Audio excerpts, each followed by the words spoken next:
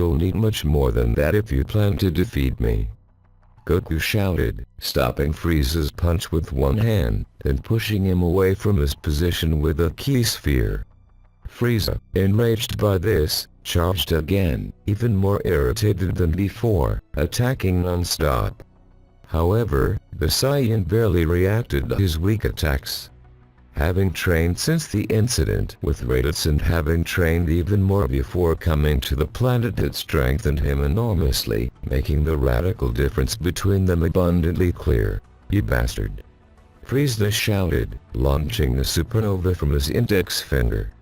However, Goku pierced straight through it with a Kamehameha in an extremely fast and forceful manner. "This will be your end, Frieza," the Saiyan exclaimed, abruptly launching himself at the Emperor of Evil and beginning to strike him from side to side without mercy. This caused Frieza to start bleeding brutally from every injured part of his body, which were many, and spread across his entire body. Driven by his desperate attempt to escape the Saiyan's grasp, the Emperor hastily searched for an opening, leaving himself unprotected, something the Saiyan immediately took advantage of, striking him in the stomach, making him spit blood and fall to his knees. "So this is the great Frieza who terrifies everyone," Goku said, stepping on his head, which enraged the Emperor of Cold beyond measure. "I won't allow you to humiliate me like this," he shouted, trying to stand up with all his strength. However, it was useless, so he fired a ki blast at the Saiyan's foot. Seeing this, Goku simply moved it aside, dodging the attack. Frieza then jumped backwards and, shouting, entered his final transformation. This time he was serious, using all of his power, no more detours. "I hope you don't run away after seeing my magnificent power, foolish Saiyan," Frieza exclaimed, laughing macabrely. "Is that all? Huh? If that's all your power, honestly, you disappoint me. It seems fear has driven you insane." "Very well, I'll kill you quickly so you don't suffer anymore," Frieza concluded, laughing as he launched himself to strike the Saiyan. Goku didn't even flinch. In fact, he let himself be hit without moving an inch. "You truly disappointed me. I admit you have some interesting power, but you're incapable of defeating me, not even of forcing me to use a small fraction of my power. I'm sorry, but this is your imminent end, Frieza," Goku concluded, striking the Emperor of Cold, who stood frozen by what he was witnessing. Frieza fell to his knees after taking the blow directly to his stomach, and once again Goku stepped on his head, forcing his face into the ground, completely humiliating him. "For all of you who think this guy is the king of the universe, I'm proving to you that no one is invincible, and that with hard training and insatiable dedication, anyone can show that this kind of individual is nothing more than trash," Goku said as he looked at Frieza's army, which stood paralyzed by the scene. "This can't be," Frieza said, furious and at the same time terrified. Then Goku grabbed him by the head and hurled him into the sky. "It's incredible, he really was very strong," Nappa said while looking at Vegetalia. "That's right. Kakarot wasn't just a braggart, and that idiot Raditz had the bad luck of fighting him." "I'd like to see his face of despair," Vegetalia said, his pride wounded as he watched another Saiyan be the one to finish Frieza. "Kamehameha!" Goku finally shouted, reducing the Emperor of Evil to dust, who wasn't even capable of processing his devastating defeat. "Run away!" Sorbet shouted in shock as all the soldiers fled in their ships. "It's all over," exclaimed the monarch of the Namekians. "Go to Goku and thank him," said the great Elder from his tower to his two subjects. "Yes, sir," they exclaimed in unison. Soon everyone gathered around Goku, and the villagers from all the villages thanked him deeply. They also presented the great elder, who, upon seeing Goku, suffered a slight cardiac arrest for a moment. "What's wrong, great elder?" Goku asked. "Nothing, my child, nothing. It's just that upon seeing that individual, I noticed the potential he has, and it is absurd." "Absurd? What do you mean?" "His power has the ability to grow so easily that, if he wished, he could be the king of the universe if he isn't already. How did you know? Goku asked, surprised. I can see people's innate potential, but come closer. I will release everything I can. Alright, the Saiyan concluded, stepping forward. A brutal gust of wind shook the entire area, sending all the villagers flying, though they were perfectly protected. Suddenly, the Saiyan's body rose into the air, and an overwhelming power was felt throughout the surroundings. Incredible! Krillin exclaimed after crashing into a mountain. Just my dad's power was enough to send us flying.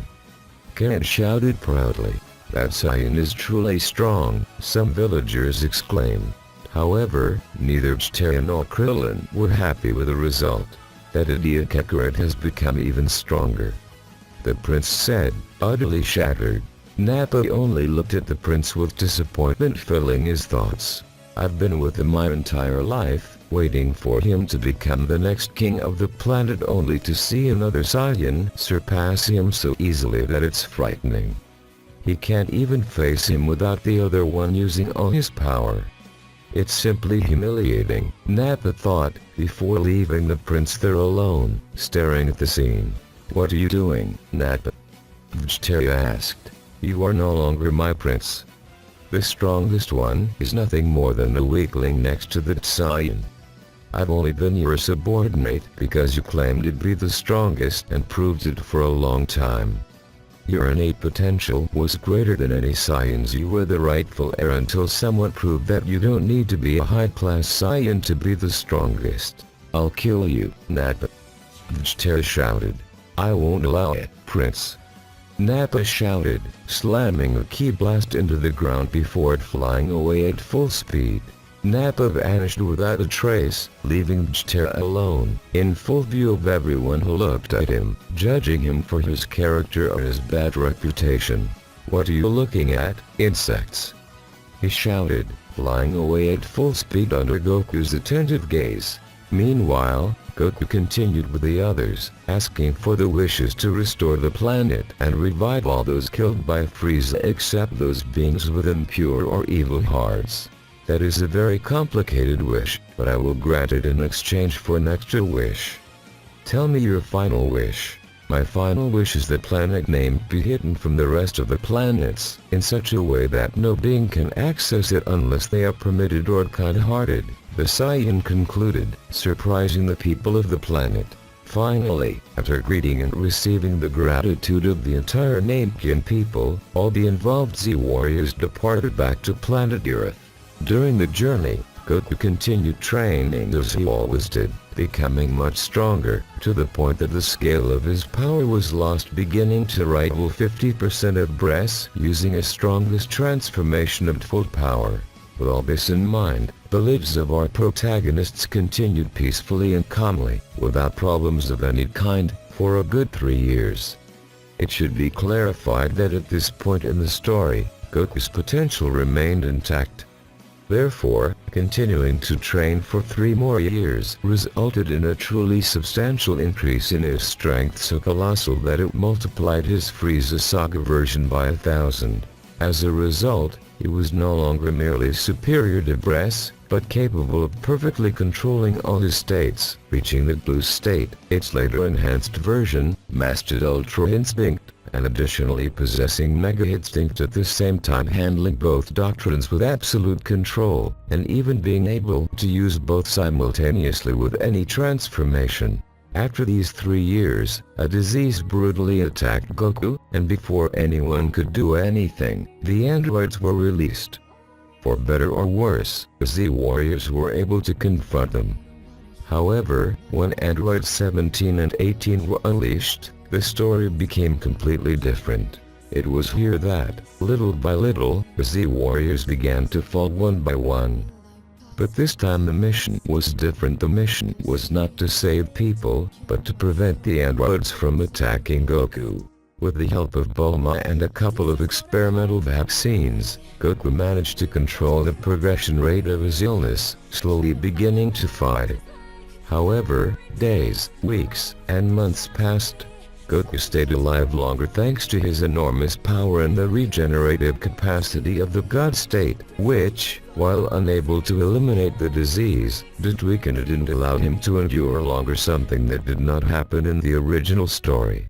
Thanks to the months that passed and the sacrifices of Yamcha, Krillin, Piccolo, Tien Shinhan, Kenzu, and thousands of people, Goku endured long enough for Bulma to create the cure.